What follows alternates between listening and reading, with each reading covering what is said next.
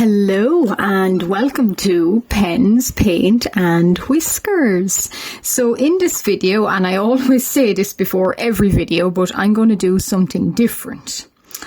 And this time I promise I'm really going to do something different. So today I'm going to do something that is potentially a new series of mine called Ye Olde Redraw. And what this is basically me taking an original piece of medieval artwork and redoing it and making it my own again. I've been doing this all along on my Instagram and DeviantArt and Cara. I've been doing this for maybe over a year, but this is the first time I've had an idea to make this a video.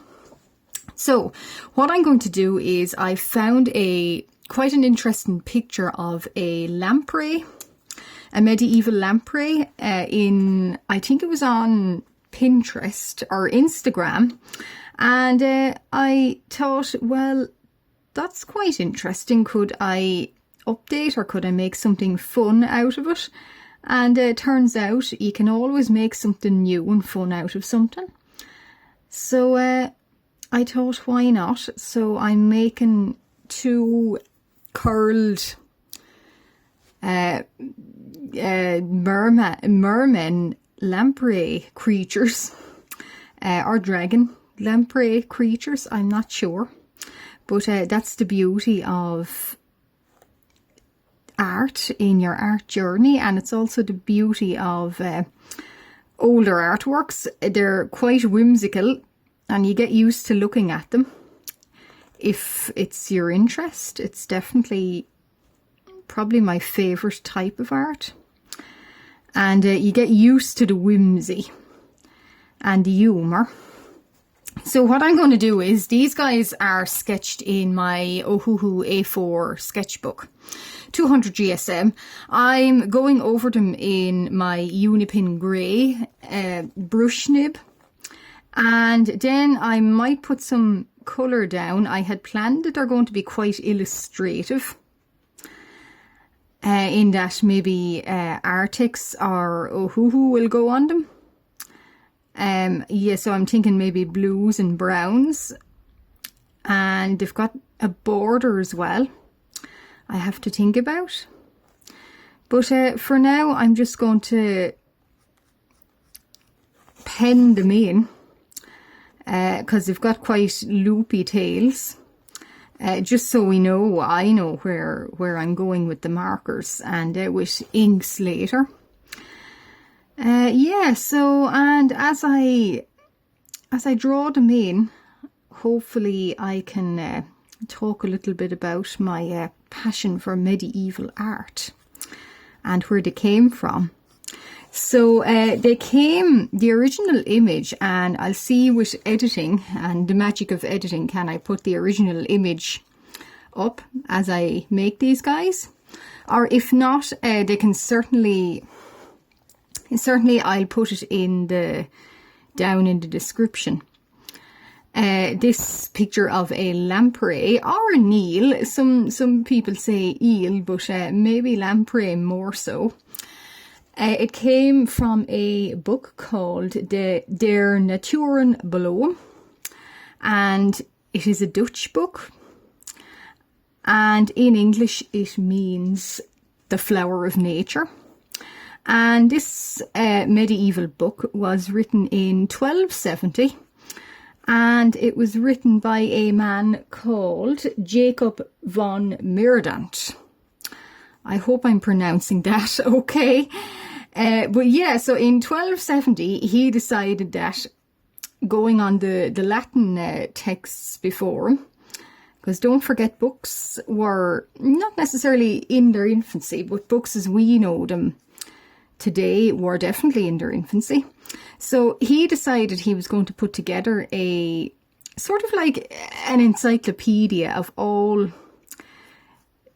things in nature that were purported to exist in the world. And when I say purported, I mean unicorns and centaurs were quite an ordinary beast to the medieval mind. So he added all kinds of strange beasts into his their Naturen Blow, and he drew them, he illustrated them. And obviously back then he didn't have computers or internet or Google Images to look up what these creatures are. So as a result, you get fairly strange looking depictions of ordinary creatures, because in a lot of the cases he was just going by written accounts of from travellers to the east that were bringing back this information of these wondrous beasts they were seeing. And a lot of the time these wondrous beasts were things like camels and ostriches and hippos and elephants and things that were not seen in Europe in the 13th century. So he was bringing them back and bringing back these accounts of all these creatures. And he decided, I'm going to put them all together in this book. And this book is going to be called Der Naturen Blow, or The Flower of Nature. And what this book is it is a book of, yeah, like an encyclopedia. So I'll just get this little guy's face in correctly. So it is like a modern day encyclopedia. And in it is all these depictions of all kinds of creatures. There's plants, there's animals, there's gemstones even. Anything from nature you can think of, it is in this quite a fascinating book actually. And the great thing about it is digitized. And I will probably put it down in the description as well, but you can actually go online and you can look at it yourself. And see how they depicted all these strange creatures. That's the beauty of modern digitization and records, is that everybody can freely access them. And yeah, so you can go, and it is kept, I believe, in the Dutch National Library of the Netherlands. So what he did was Jacob van Meerdent, he categorized these creatures by their Latin names in alphabetization. So like similar to what we do nowadays with A, B, C, D, he did so in his book. And as he was going along, he was depicting all these creatures in their in how he believed they should be ordered by their Latin names. I'm not going to try and pronounce their Latin names. Difficult enough in Dutch sometimes, as you can probably tell. But yeah, so he decided to compile them all together. And the book is also special in that it is quite a rare text, in that it is written primarily in Dutch, although as mentioned he does use the Latin names to categorize the creatures and the animals in it. The book is also quite special in that, well, in my opinion, every ancient manuscript is special, but this one particularly so. And the reason for it is he filled something called medieval marginalia. It means that all of the margins in these illuminated books were hugely decorative and were really an artwork in and of themselves. What he did was he would depict all these strange beasts, and with the strange beasts he would also put in very highly stylized monsters and creatures and humor in the margins. It's also one of the reasons I developed quite this passion for, well, I already had a passion for books and old books, but art as well, in that in the margins of a lot of medieval books you'll find quite funny things happening.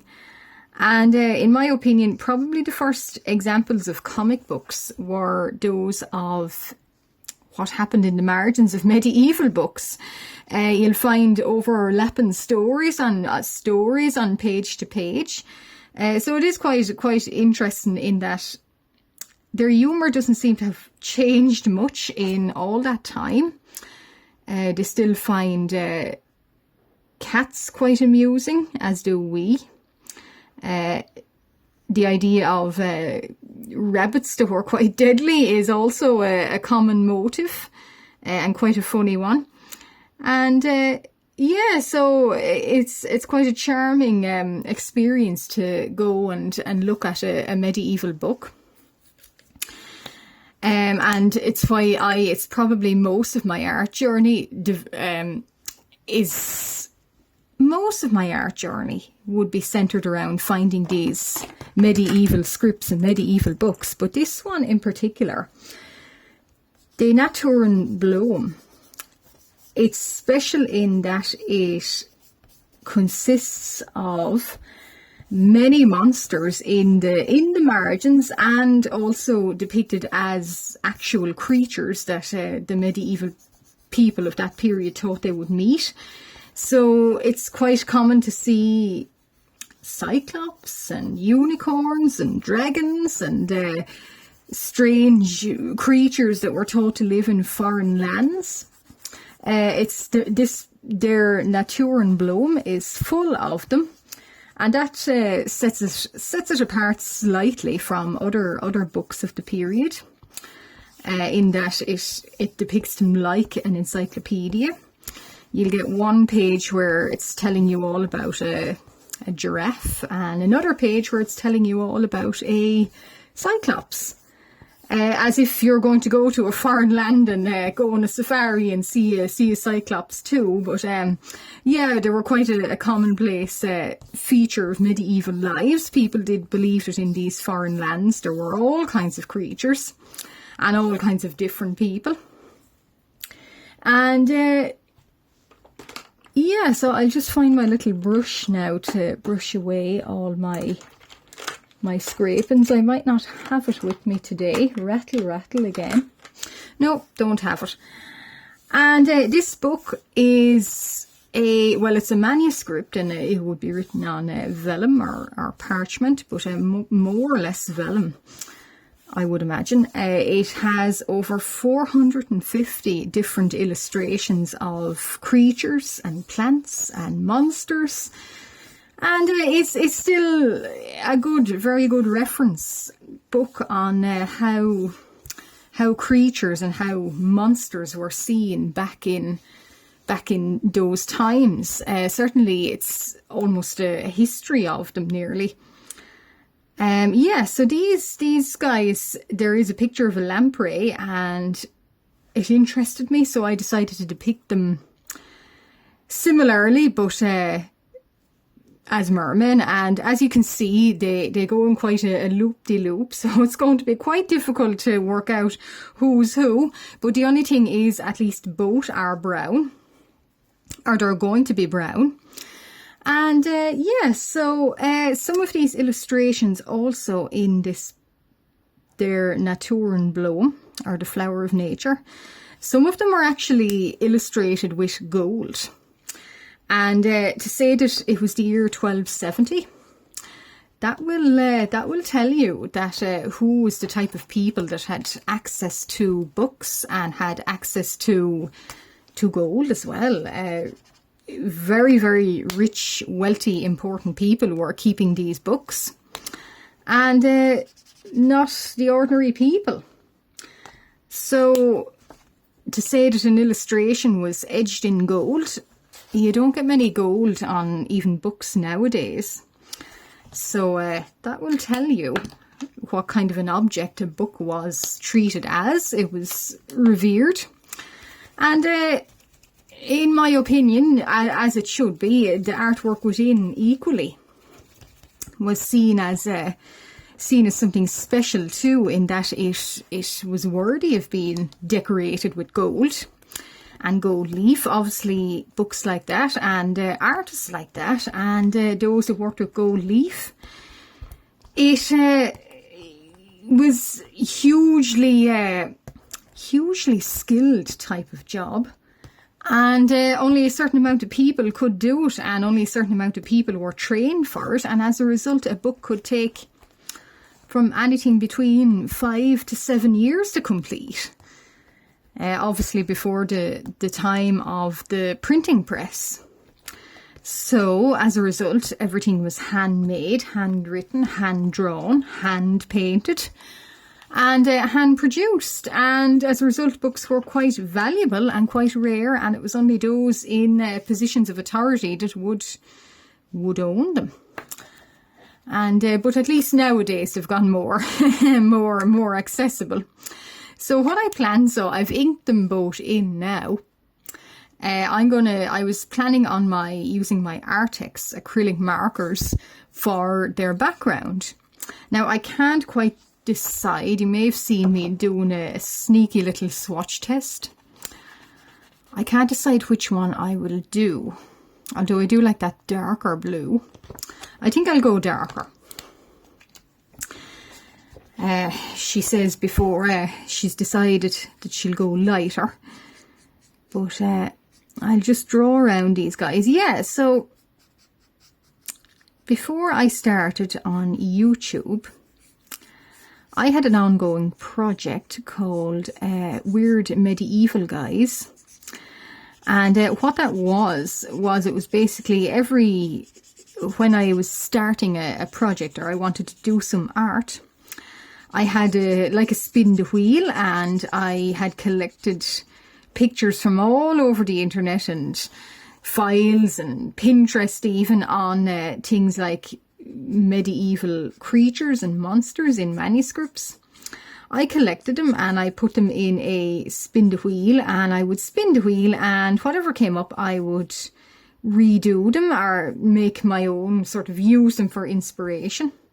And I still do that project from time to time, just not all the time now with work and with YouTube and other things happening, but it's still a deep passion of mine.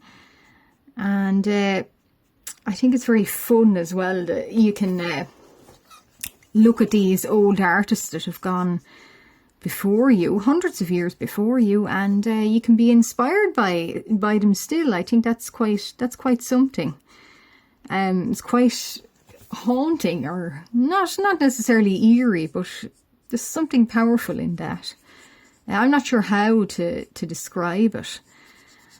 I often wonder, people say, oh, if you had a time machine, what would you do with it? Or who would be your history person that you would want to have as your dinner guest? Well, I don't know about that. I don't know if I'd want anyone from history, but I would like to talk with some of these medieval illustrators, and I would like to discuss their art with them, and discuss their techniques with them, and even their sense of humour, because I do find it fascinating. And I find medieval books and illustrated manuscripts and illuminated manuscripts to be one of our achievements in life, one of man's greatest achievements. My personal opinion is that the amount of effort and years taken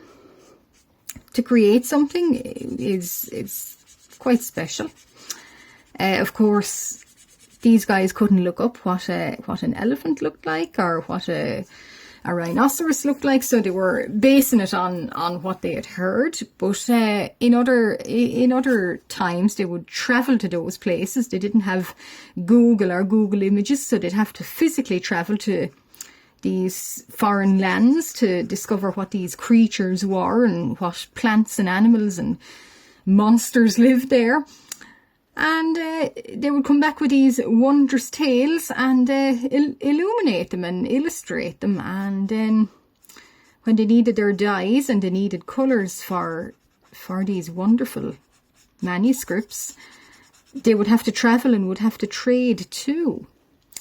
Bearing in mind that some of these colours, such as the one I'm using now, blue, would be an extremely rare colour. and hard to get. It is found as lapis lazuli and mostly found, I believe, on the foothills of the Himalayas. So if you're in medieval Europe, what a journey you would undertake to get that blue, this lovely blue colour. Whereas nowadays I just have an Arrtx marker and I'm able to make this blue. That's another reason why I would love to have a chat with these old illuminators. I'd love to have their opinion on my materials, and I'd love to see what they would find interesting. Now, I might have made a slight mistake here. Loop-de-loop, loop-de-loop. How do we do it now? What way did his tail go? Yeah, that was a problem with me. I realise is trying to work out whose tail is whose, and where the loop starts and where it ends. Yeah, so we'll do a little bit here. I always love Celtic knotwork, and I think it's again one of her achievements in life, artistically speaking. And but I'm quite afraid to try Celtic knotwork. So I thought these guys were the closest to Celtic knotwork, and a more softer, kind of rounder version of Celtic knotwork. And I don't know how those guys did Celtic knotwork back in the day without some mistakes being made. But that looks quite okay. It's a very gloomy day, so I have my ring light on too. So I am mainly happy with them. So that's part 1 anyway. And in part 2 of Ye Olde Redraw, I think I've spotted several mistakes actually, but we'll go with it anyway. There's no mistakes in art. Yeah, so that's part 1 of my redraw, where I redraw these lampreys as medieval mermen. And yeah, so if you like what you see, why not like and subscribe? I do videos like this very, very regularly. I upload on a weekly basis. I do live streams. I post quite a lot. And yeah, so if this is your thing, why not consider liking and subscribing? If you have been liking and subscribing from the beginning, thank you very much. I'm very appreciative of that. And stay tuned, and you'll see these guys again in part 2. Bye.